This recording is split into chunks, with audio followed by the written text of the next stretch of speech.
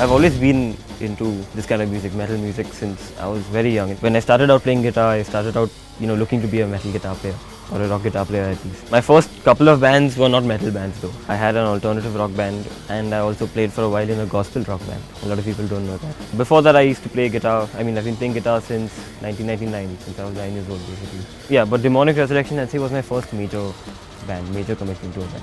My first show with Demonic Resurrection was at the Resurrection 2008 festival. It was my first show. I had no idea how to dress for a show. So I wore this t-shirt and jeans, black t-shirt and jeans. It looked good enough. We got on stage, everything was fine. The lights went out, and then I happened to look down and I noticed my shirt was glowing in the dark. And I was wearing a glow-in-the-dark t-shirt for that show. So I actually ran off stage, pulled another t-shirt from someone else. There was a band called Mindsnare who was selling their new t-shirts there. So I just pulled one right there, put it on over the existing t-shirt and came back on stage because I was wearing a glow-in-the-dark t-shirt, which would have looked really stupid. I grew up listening to a lot of commercial music. In fact, even now I listen to a lot of popular music, if you want to call it. But if you were to go through my phone, my music player, you will find only metal on it. So I'm kind of narrow-minded when it comes to my metal. I like a very specific genre. I like groovy, symphonic, catchy kind of metal. My favorite artist would definitely be Dimmu Borgir, the early 90s bands from Norway and Sweden. So currently I'm listening to a lot of Soilwork, but before that my influences were majorly Ihsahn, Emperor, Dimmu Borgir, Old Man's Child, all these Norwegian bands.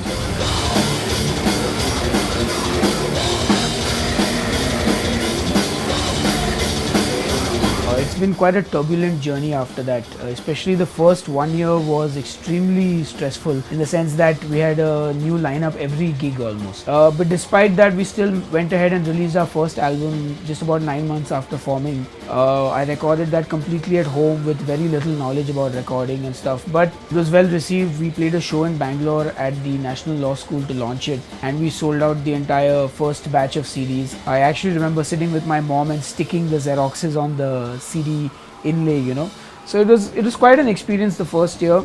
Somewhere down the line around 2002, the band sort of again went downhill. We had a lot of lineup issues, and it came to a point where it was just myself and Hussain in the band. But after that, I think DR took a turn for the better. It was almost a whole year that we didn't play any shows. We managed to get JP on drums and Mephisto joined us on the keys, and that was sort of the rebirth of Demonic Resurrection, so to speak. We kind of had a good run with that lineup. So it was Hussain, Daniel, Viru, Mephisto and myself. For 2 years we worked and we recorded the album The Return to Darkness. We got signed to Candlelight Records. We played 2 international festivals after that.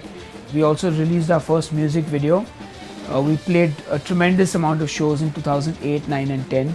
So there was a lot of touring happening.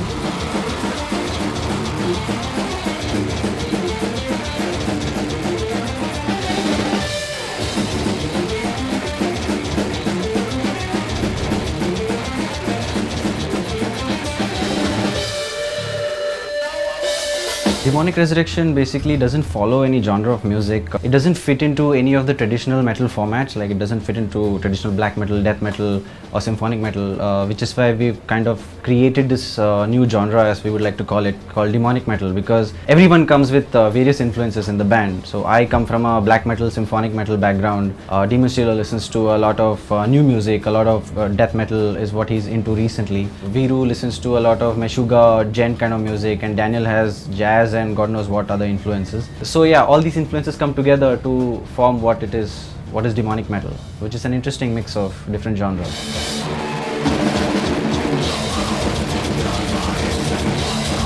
No, I don't think there has been a definite shift or increase in popularity for Demonic Resurrection or metal as a genre in general, because we played some festivals abroad. I would say we've been exposed to a greater audience, a more global audience, thanks to the Golden Gods Award, these international appearances. But in India itself, the scene is what it is. It is growing, but I wouldn't say it's a commercial success. You can never make a living out of playing metal. You've got to do something to put food on the table, yeah, then.